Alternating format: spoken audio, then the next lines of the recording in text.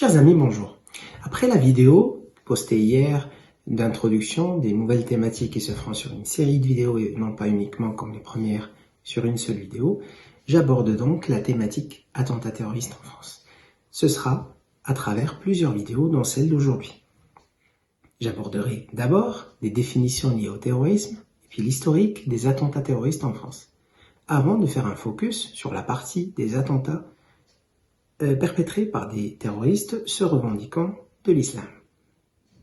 Ensuite, je ferai une analyse causale des attentats en France qui est faite avec un outil scientifique très connu en industrie et très connu dans le secteur de la qualité ou de l'analyse de problèmes sous le nom du diagramme Nishikawa ou du 5e, maintenant on parle de 6e ou 7e. En tout cas, ce sera le diagramme Nishikawa qui sera utilisé de façon à catégoriser les différentes routes causes, les différentes causes profondes des attentats en France que je vous présenterai sous 5 catégories différentes. Méthode, milieu, matière, management et main-d'œuvre. N'oublions pas, les mots ont un sens. Je ne vous apprends rien en disant cela. Mais c'est important souvent de revenir aux définitions pour mettre le cadre du sujet en question. Donc de quoi s'agit-il? Il s'agit des attentats terroristes. Donc un attentat, selon le dictionnaire de l'Académie française, est une action violente et criminelle contre des personnes, des biens privés ou publics, des institutions. Il est traité ou associé à du terrorisme, donc on parle d'attentat terroriste, quand il est lié à du terrorisme, c'est-à-dire un régime de terreur politique. Donc c'est un acte criminel qui se revendique selon une certaine idéologie politique qui peut être très diverse et dans l'histoire on a vu qu'il y a eu des attentats d'idéologies très très diverses en France et ailleurs dans le monde. Il est courant aujourd'hui qu'on associe le terrorisme ou les attentats directement de façon systématique à des attentats ayant été commis par des personnes se revendiquant de l'islam. Et que du coup, par conséquent, il y a un lien direct ou indirect fait entre terrorisme et islam. Quand on fait une analyse historique des attentats en France, on voit que le premier attentat date du début du XVIIe siècle, donc bien avant la présence de l'islam en France. Évidemment, les premiers attentats historiquement sur le sol français étaient destinés contre la monarchie et ensuite étaient souvent perpétrés par des anarchistes. C'est en réalité dans le siècle dernier que la France a connu le plus d'attentats, quantitativement parlant. Ce fut d'abord des attentats en lien avec la guerre d'Algérie dans les années 50 et 60, avant de connaître des attentats après l'indépendance de l'Algérie, plutôt de l'extrême droite, essentiellement du groupuscule de l'OAS et du groupe Charles Martel, respectivement aux années 60, 70 et 80. Les décennies 80 et 70, qui furent de loin les décennies les plus chargées en attentats en termes de quantité et de nombre d'attentats sur le sol français, furent des attentats essentiellement en lien avec l'extrême droite, comme je viens de citer, mais aussi quelques-uns plutôt dans les années 80, fin 70, début 80, qui furent en lien avec l'extrême gauche, et notamment le groupe d'Action Directe.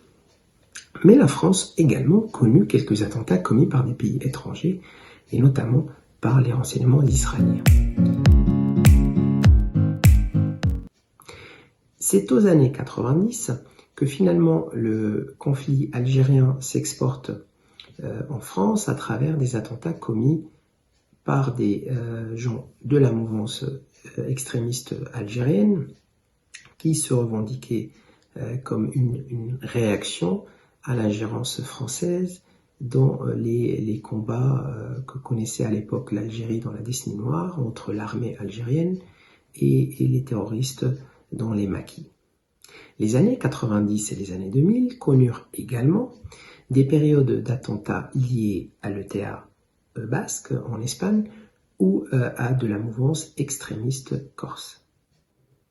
C'est à partir des années 2010, donc et plus particulièrement l'année 2012, que les attentats se revendiquant de l'islam, en lien essentiellement avec Al-Qaïda et Daesh, et puis des initiatives plutôt personnels, de loups solitaires, vont commencer à se perpétrer sur le sol français.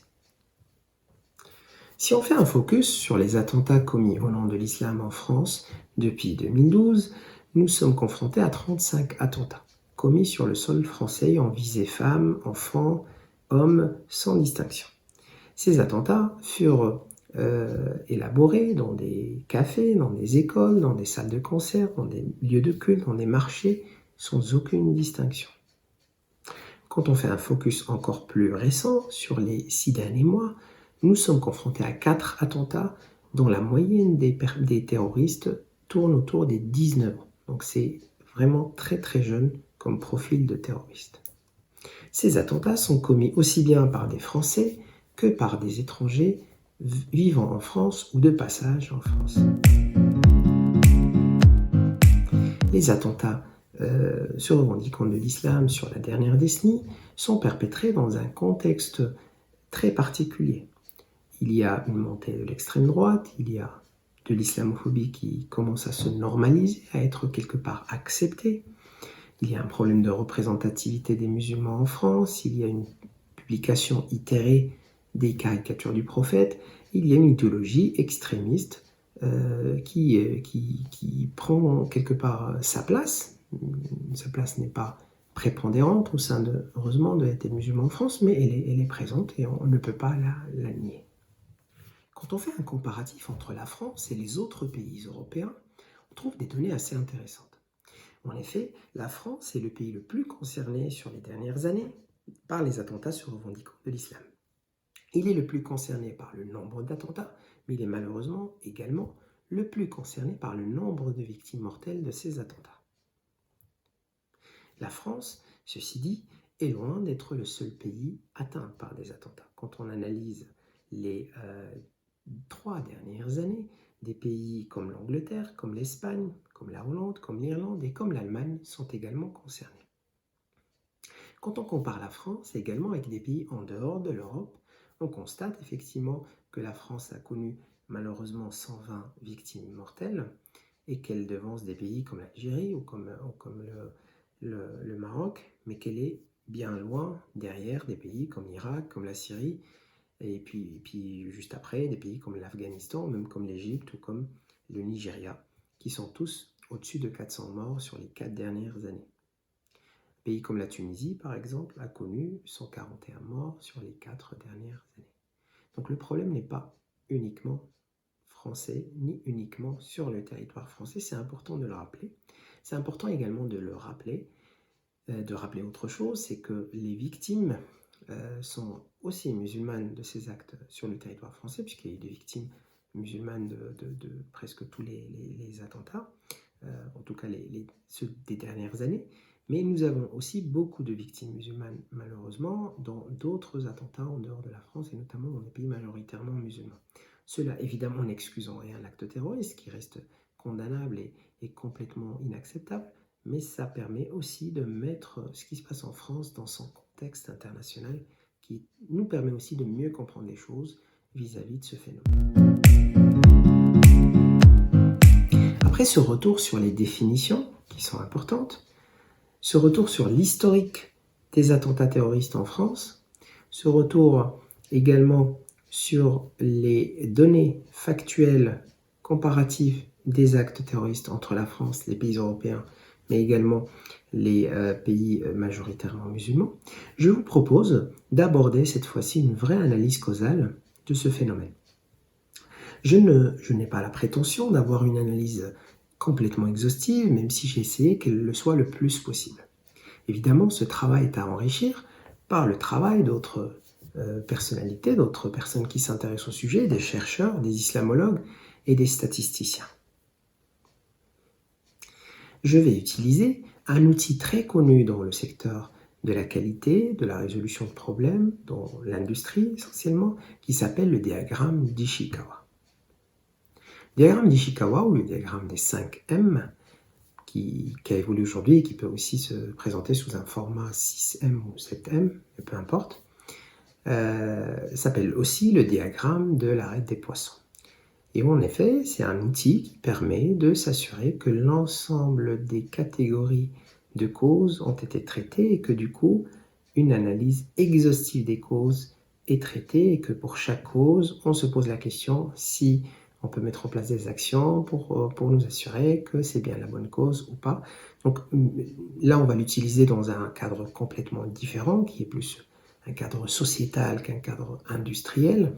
Et du coup, forcément, l'utilisation ne sera pas complètement calquée sur ce qui se fait en industrie. Mais c'est plus l'outil qui m'intéresse.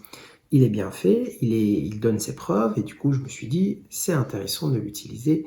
Donc après cette brève présentation de l'outil, attaquons maintenant l'analyse causale.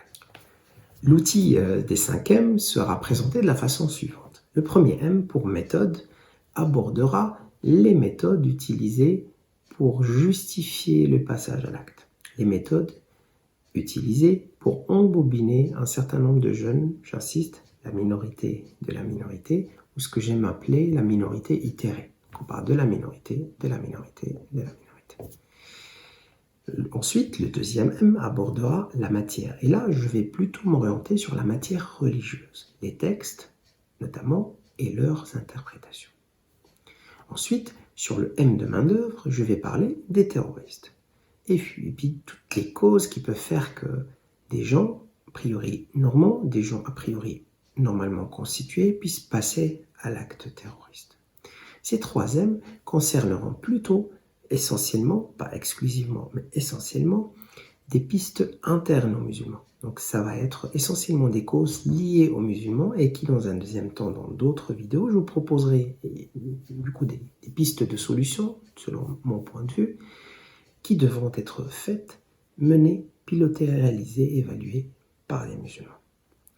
Les 2 autres M que j'ai choisis seront le M de management pour toute la partie action gouvernementale, management de la crise, management préventif de la crise, et puis le M milieu pour parler plutôt du contexte national, donc français, et international.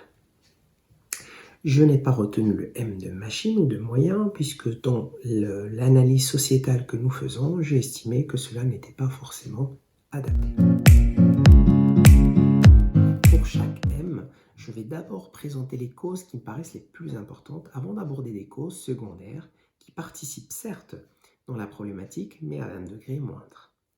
Pour le M de méthode, l'interprétation de la relation paix-guerre me paraît fondamentale.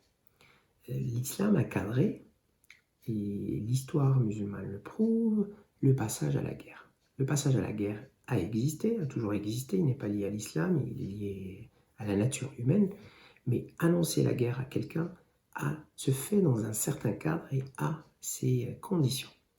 Et aujourd'hui, l'interprétation que font les terroristes et ceux qui les embobinent fait une sorte de court-circuit sur le raisonnement nécessaire pour annoncer la guerre. Donc ça me paraît quelque chose d'important dans la logique d'analyse des textes et dans la logique d'interprétation des textes. L'autre point qui me paraît important, c'est l'interprétation de la réaction à avoir face aux caricatures du prophète. Pourquoi aujourd'hui, on sait très bien que pendant toute une période, le prophète, que la paix et le salut soient sur lui, fut confronté à beaucoup de souffrances, fut confronté à de l'insulte, fut confronté à de la guerre, fut confronté à plein de choses à un moment, sans que pour autant il ait demandé à ce qu'on tue les personnes qui lui faisaient du mal. Pourquoi aujourd'hui on trouve des interprétations qui autorisent, qui même pour certaines encouragent, le recours au meurtre en cas d'atteinte au prophète? C'est quelque chose qui est complètement déconnecté d'un certain nombre de pratiques religieuses et de pratiques prophétiques. Mais c'est un fait qu'aujourd'hui, il y a des scientifiques qui interprètent ce mode de réaction comme cela et qui disent qu'il faut passer à l'acte quand on touche au prophète. C'est vraiment important. C'est important d'expliquer ce que c'est que toucher au prophète, manquer le respect au prophète. Sur ça, il y a une très belle vidéo d'Idriss Aberkan que j'ai trouvé particulièrement réussie, que je vous invite du coup à aller voir. Mais il y a aussi la partie, ok, supposons même qu'il y ait atteinte au prophète, comment doit-on réagir? Et aujourd'hui, clairement, la réaction qui existe dans un certain nombre d'interprétations pose problème parce que ce n'est pas la bonne. Le troisième point important, c'est l'interprétation des règles de la guerre. Je vous avais parlé du passage paix-guerre, mais même même si on est en guerre, même si quelqu'un est en Syrie, il est bombardé par les avions français, il y a des règles. S'il se considère en guerre et qu'il se considère comme ayant le droit de réagir, il y a une façon de réagir. Et quand on annonce la guerre en islam, il y a des règles. Et ces règles ne sont pas connues des terroristes parce que s'ils les connaissaient, ils n'agiraient pas de la sorte. Là, pareil, c'est important de trouver les bonnes interprétations, de les rendre prépondérantes et d'éliminer les interprétations violentes et radicales. Le quatrième point, c'est l'inhibition de l'esprit critique. Aujourd'hui, dans beaucoup de thématiques liées à l'islam, il y a une volonté d'un certain courant extrémiste, radical, qui est minoritaire, mais qui est quand même présent, d'inhiber l'esprit critique, de rendre les gens amorphes à toute réflexion. Tous ces 4 éléments se rajoutent à d'autres éléments qui me paraissent plus secondaires, type l'enseignement religieux, qui aujourd'hui ne sollicite pas beaucoup la raison ou la sollicite peu, le discours sur Internet qui est sans filtre et du coup qui peut aussi atteindre un certain nombre de personnes, l'interprétation du rapport avec les non-musulmans, ce qu'on appelle les kuffars, il y a des règles et aujourd'hui, voilà, c'est un mot qui perd tout son sens, qui est utilisé dans n'importe quel contexte, voilà, qui rend vraiment tout très différent de l'essence même de la religion musulmane. Puis il y a un problème aussi d'une réaction passionnée qui n'est pas raisonnée, et ça se rejoint avec l'objet de la vidéo postée samedi matin. Le deuxième M est le M de matière. Et en lien avec l'interprétation, plutôt tout ce qui est interprétation, là on parle vraiment des méthodes, on va aussi parler de ce qui est la matière, qu'est-ce qu'on interprète au final. Qu'évidemment, il y a les textes coraniques, il y a la tradition prophétique, et clairement, ce qui pose problème dans un certain nombre d'interprétations aujourd'hui, c'est qu'il y a des textes qui sont complètement décontextualisés. Donc les personnes qui lisent un texte aujourd'hui et qui le comprennent comme ils le comprendraient aujourd'hui, qui ne connaissent pas le Coran, qui ne connaissent pas la Sira, donc la biographie du prophète, qui ne connaît pas les hadiths, qui n'a pas les bases pour pouvoir comprendre un texte, peut lire un texte et avoir une interprétation complètement erronée juste parce qu'il n'a pas contextualisé. Il est important de dire que la décontextualisation n'est pas liée au texte plutôt de la tradition musulmane, il est lié déjà à tout texte, puisque je ne sais pas si on prend la Marseillaise quand on parle de sang impur, si on le traduit avec la logique et les valeurs de l'année 2020, c'est plutôt ça pourrait aller loin en fait dans l'interprétation. Évidemment, il faut le contextualiser et considérer que c'est un texte qui a été fait à un moment donné, par des gens donnés, dans un contexte donné, et qu'aujourd'hui le sang impur n'a rien à voir avec la notion de sang impur, par exemple, du nazisme. De la même façon, tout texte, qu'il soit sacré ou pas, il y a un besoin de le contextualiser. Encore plus quand c'est un texte religieux, qui soit d'ailleurs islamique ou judaïque ou catholique, tous les textes doivent être contextualisés pour pouvoir donner vraiment le sens véridique à ce texte-là. Et aujourd'hui, un bon nombre des interprétations existantes, parce que le terroriste lui-même ne va pas aller interpréter un texte lui-même, il va se baser sur l'interprétation d'un certain nombre de savants. Mais aujourd'hui, il y a beaucoup d'interprétations pacifiques qui vont dans l'essence des choses, qui lisent entre les lignes, qui interprètent de façon contextualisée, mais il y a aussi des lectures minoritaires, mais elles existent, sur un certain nombre d'aspects ne sont pas si minoritaires que ça, existent de façon très décontextualisée, ce qui rend vraiment le message parfois dangereux pour des personnes qui n'ont pas la connaissance. Un autre élément qui rend les choses parfois compliquées, c'est la traduction des textes.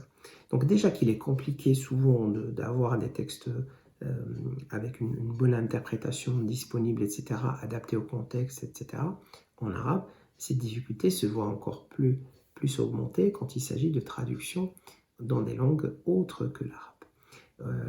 Moi-même, d'avoir essayé de lire le Coran en français, j'ai vu que pour certaines traductions, le mot qatala était traduit par qatala. Qatala, c'est combattre. Qatala, c'est tuer. Le combat, c'est aussi violent, mais le combat n'est pas l'assassinat, n'est pas le meurtre, n'est pas tuer. Enfin, combattre n'est pas tuer, ce n'est pas la même chose. Et dans la notion de combattre, il y a de l'accompagnement. On combat quelqu'un qui nous combat. Il y a cette logique-là. Alors que dans la notion de qatala, tuer, il n'y a pas de notion d'adversité. Il n'y a pas de notion de co-réalisation d'une action. Et c'est un exemple, mais on a plein d'autres sur le mauvais choix de mots pour traduire, dû parfois peut-être à la méconnaissance du français du traducteur, mais parfois c'est dû simplement à une facilité ou une certaine fainéantise intellectuelle, ne pas aller chercher le mot le plus précis. Il y a également la présence d'un vrai discours radical. Et ça, c'est clair. Donc, comme je vous le disais, il y a les textes, mais il y a leur interprétation. Et aujourd'hui, si on veut chercher les interprétations existantes, il y a clairement un discours radical dont l'école la plus importante est l'école wahhabite que tout le monde connaît aujourd'hui et qui est, rappelons-le, simplement un des courants de l'islam et pas le courant le plus important, mais c'est le courant qui a eu le plus de moyens et qui a été pas mal présent un peu partout dans le monde avec l'aide d'un certain nombre de pays, avec aussi l'aide passive d'un certain nombre de pays d'accueil qui ont accepté que cette idéologie étrangère, au final, puisse rentrer dans un certain nombre de pays, même musulmans, majoritairement musulmans. En plus de ces trois aspects, donc le texte décontextualisé, le discours radical et la traduction littéraliste ou erronée, il y a évidemment un problème de priorité également qui peut se trouver dans les interprétations de l'islam ou des priorités soit méconnues, soit non réellement pratiques, même si elles sont connues. Il y a également un problème d'incapacité de séparer le culturel et le cultuel. C'était aussi l'objet de la vidéo de cette semaine. Et puis il y a aussi la diversité des interprétations disponibles. Comme je vous disais, le fait d'avoir beaucoup de choix, tout le monde ne sait pas forcément choisir et on est toujours devant un risque de choisir la mauvaise interprétation comme référence. Si on passe au troisième M de main-d'œuvre, cette fois-ci, on va vraiment se focaliser sur le terroriste. Le terroriste, en général, il y a bien sûr des exceptions, va présenter un raisonnement qui n'est pas structuré, va également présenter une non-maîtrise de la langue et un sentiment de frustration lié à ça, lié à des difficultés oratoires. Souvent, c'est des gens qui ne maîtrisent pas forcément le français, mais qui ne maîtrisent pas non plus très bien la langue de leurs parents, qui est l'arabe, et du coup qui ne sont pas armés pour pouvoir interpréter et comprendre. C'est des gens aussi qui ont des réactions violentes face à la discrimination, puisqu'ils peuvent subir de la discrimination ou voir leurs proches subir de la discrimination. Ils peuvent également être des personnes qui n'ont pas pu utiliser ou qui n'ont pas mis de l'énergie qu'il faut pour utiliser l'ascenseur social dans la base première et l'école. Il s'agit également de gens qui ne savent pas forcément gérer correctement la colère et ça, rappelons-le, ce n'est pas propre aux musulmans. D'ailleurs, ce n'est pas lié à une religion, c'est lié à une culture. En France, quand on voit quelqu'un qui provient de Corse, quelqu'un qui provient de Marseille, ils n'ont pas la même colère, ils ne gèrent pas la colère de la même façon que quelqu'un qui vient de Lille ou de Roubaix. De la même façon, il y a un certain nombre de réactions très différentes face à la colère, de management de la colère, de réaction à la colère, entre des personnes issues de milieux sociaux, culturels, de pays différents. Il y a également un problème de délinquance qui est présent, et on le voit, un bon nombre de terroristes ayant commis des actes terroristes au nom de l'islam en France sont des ex-délinquants.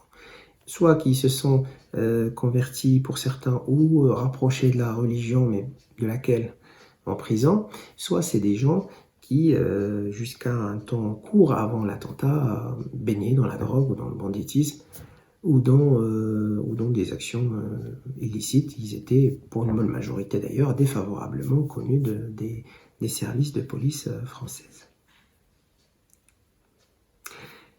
J'ai commencé pour ce M-là par les M secondaires. Par contre, il y a deux M de causes qui me paraissent dans ce M de main-d'œuvre particulièrement importantes.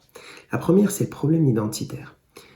Souvent, les personnes qui passent à l'acte, alors ça c'est vraiment particulièrement vrai pour les attentats commis en France par des Français, ou par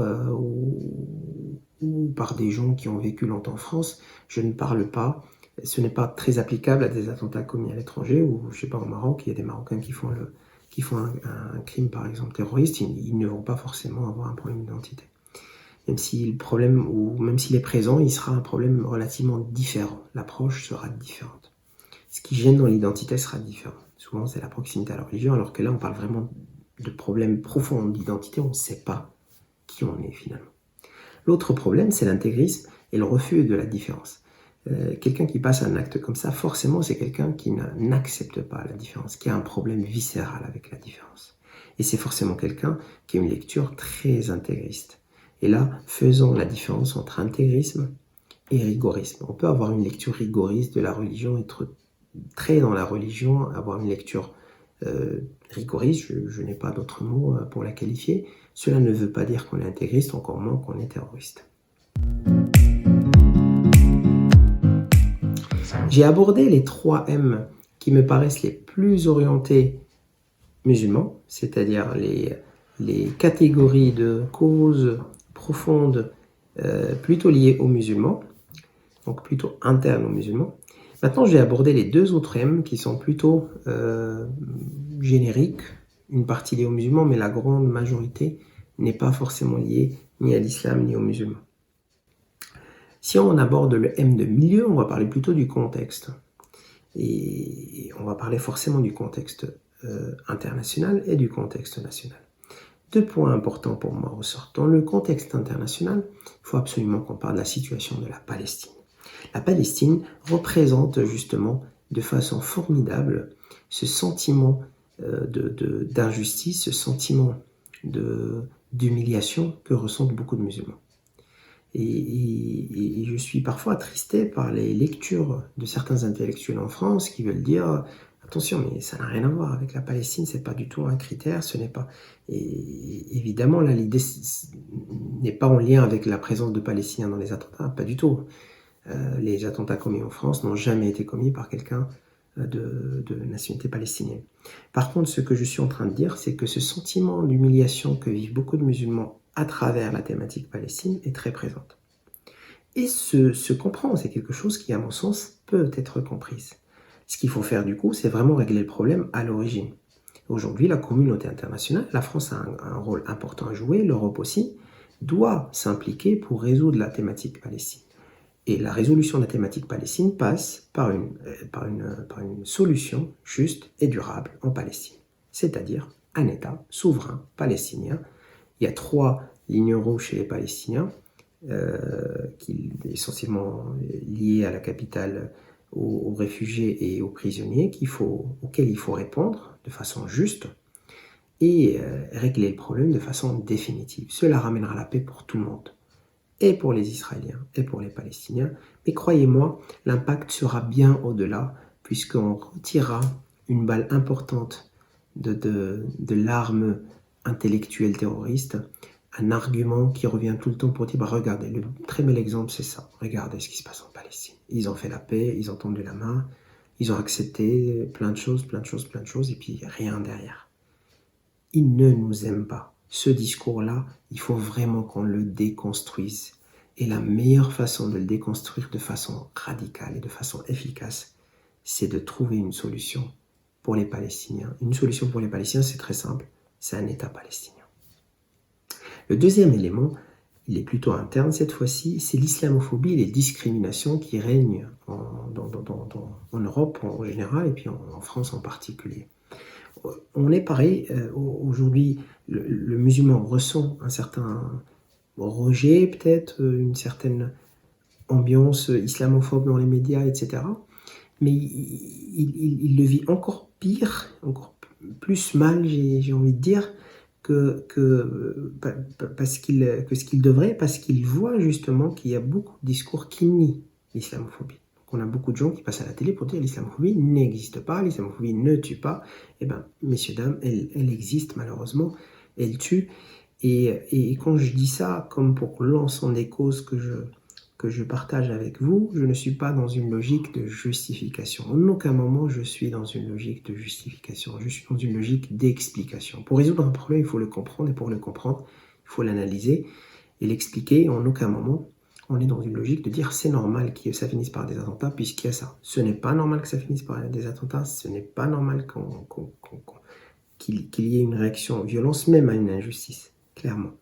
Mais résoudre l'injustice tue le sujet à la base, et même si c'est loin d'être la seule raison, c'est une raison qui me paraît importante et qui pollue pas mal la relation entre les musulmans et leurs états de présence ou d'accueil ou de naissance, appelons-le comme on veut, en Europe. Ces deux paramètres importants, ces deux causes importantes sont également accompagnées par des causes secondaires, comme le manque de démocratie dans les pays majoritairement musulmans, qui frustrent ou qui aussi, et là je pense plutôt à des terroristes de profil immigrés ou de profil de passage en France ou en Europe. Il y a l'activité terroriste mondiale qui a ubérisé le terrorisme. Aujourd'hui, la présence d'Al-Qaïda, après de Daesh, voilà, une certaine forme de franchise terroriste qui rend l'acte terroriste facile d'accès et puis transfrontalier.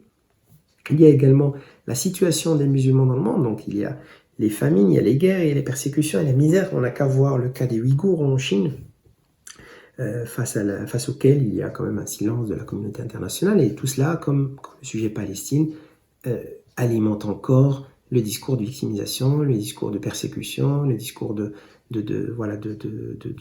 ils sont tous contre nous, ils ne nous aiment pas, regardez ce qui se passe là, regardez ce qui se passe là.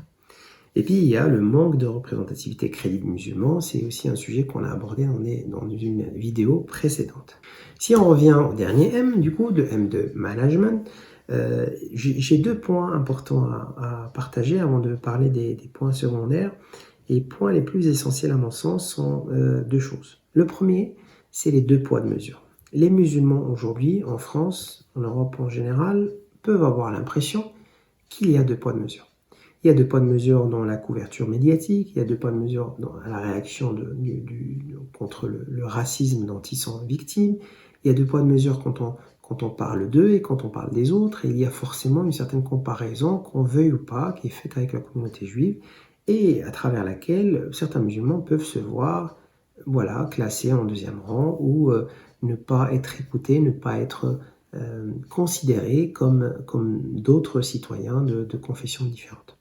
Les deux poids de mesure doivent vraiment s'arrêter, doivent vraiment cesser, parce que c'est aussi quelque chose qui alimente ce sentiment de victimisation, d'humiliation, de mépris envers les musulmans, etc., qui peut alimenter des idéologies extrémistes qui, pour une minorité, peut se traduire par un passage à l'acte terroriste. Le deuxième élément important, c'est l'échec de l'intégration. Évidemment, si même l'intégration échoue, on ne va même pas parler d'inclusion. Je vous partage ce schéma bien parlant de mon professeur, de mon cher professeur Hamid Nalla, professeur reconnu au Maroc et en France, et qui, sur la page Manageria, a partagé cela il y a quelques jours. Je me suis permis de rajouter la notion d'assimilation, mais globalement, on voit très clairement avec les couleurs la différence entre l'assimilation, qui revient aujourd'hui dans certains plateaux télé, notamment par des personnalités d'extrême droite, qui disent il n'y a que l'assimilation qui peut marcher. C'est faux. On voit également l'intégration, et puis l'idéal, c'est une inclusion où chacun se sent dans son pays, avec sa différence, et on est d'accord sur la base, et que derrière, chacun a ses spécificités que tout le monde respecte. Ensuite, à partir de ces deux éléments majeurs, il y a un certain nombre d'éléments un peu moins majeurs, un peu plus mineurs, plus secondaires, comme la gestion du passé colonial, et ça, c'est pas si secondaire que cela. Toujours dans cette thématique de ressenti les musulmans qui ont l'impression, qui ressentent une certaine rancœur, une certaine approche pas apaisée de leur passé, etc. Je pense que c'est important de pacifier ce passé colonial, de vraiment tirer un trait. Le président avait annoncé à son arrivée un certain nombre de choses. Il avait annoncé aussi, quand il était ministre, il avait eu quelques mots assez bien sur le sujet, mais qui ne se sont vraiment jamais traduits en actes jusqu'à aujourd'hui. Il y a aussi la problématique de la délinquance des mineurs, qui doit trouver des solutions, à qui on doit trouver des solutions, à qui l'État d'abord doit trouver des solutions juridiques, policières, mais pas que. Il faut trouver aussi des solutions sociales, des solutions d'accompagnement des parents. Il faut également régler la problématique des quartiers difficiles, ce qu'on appelle les quartiers difficiles, avec une situation économique et sociale compliquée. Il faut également qu'on remette en fonctionnement l'ascenseur social. On reproche aussi aux jeunes de ne pas l'utiliser, mais il est déjà lui-même un peu en panne. Donc lui, il est en panne, les jeunes ne l'utilisent pas. Donc c'est les deux parties qui doivent travailler pour l'améliorer. Et du coup, viser cette justice sociale, ciment de l'unité nationale. Il y a aussi un problème de ce discours d'assimilation, je vous ai parlé tout à l'heure, qui est un discours de plus en plus présent sur les médias. Et puis pour finir, il y a la création d'élites musulmanes qui sont complètement déconnectées du terrain, l'imam Chelgoumi étant un très bel exemple de cela. Je ne vais pas encore m'éterniser sur le sujet, on avait fait une vidéo sur ça. Donc voilà, je vous ai présenté les 3 premiers RM pour moi plutôt de l'interne aux musulmans. Les 2 derniers RM ont plutôt des choses liées à l'État français, à l'approche des médias, à l'approche des partis politiques, etc. Et plus largement à la communauté internationale, peut-être à l'ONU, etc. Donc on voit que c'est une thématique très complexe. Il est très difficile pour une thématique complexe d'avoir une approche binaire. C'est pas blanc ou noir, c'est pas 1 ou 0, c'est beaucoup plus compliqué que ça. Vous voyez qu'il y a beaucoup de chantiers à ouvrir et sur lesquels il faut travailler pour sécuriser les choses et pour éviter que cette théorie, que cette idéologie radicale ne se propage et n'acquiert des adeptes. Pour finir, je souhaite rappeler 2 choses, encore une fois, parce que cela me paraît vraiment important. On est en train de parler de la minorité, itérer de la minorité, c'est important. Et la deuxième des choses, on est en train également de parler d'explication et non de justification. Rien ne justifie l'acte terroriste. Mais c'est important de comprendre pour pouvoir mettre les actions correctives et préventives. Et c'est ce que je vais vous proposer dans les vidéos suivantes. Je n'ai pas la prétention d'avoir des solutions pour tout, c'est plus un partage d'idées qui peut être enrichi, qui peut être complété, qui sera certainement amélioré par vos contributions. Donc n'hésitez pas aussi à proposer des choses dans les commentaires, à rajouter des aspects qui vous paraissent importants que j'aurais omis ou oubliés. Et puis ce travail est à la disposition de toute personne, de tout chercheur, de toute personne souhaitant trouver avec nous tous, citoyens français, une solution pour notre pays, pour que notre pays trouve la paix et pour que tous les citoyens s'y retrouvent, quelles que soient leurs différences de religion, de croyance ou autre. Merci beaucoup pour votre attention et je vous dis à très bientôt pour une vidéo qui traitera cette fois-ci des solutions. À très bientôt.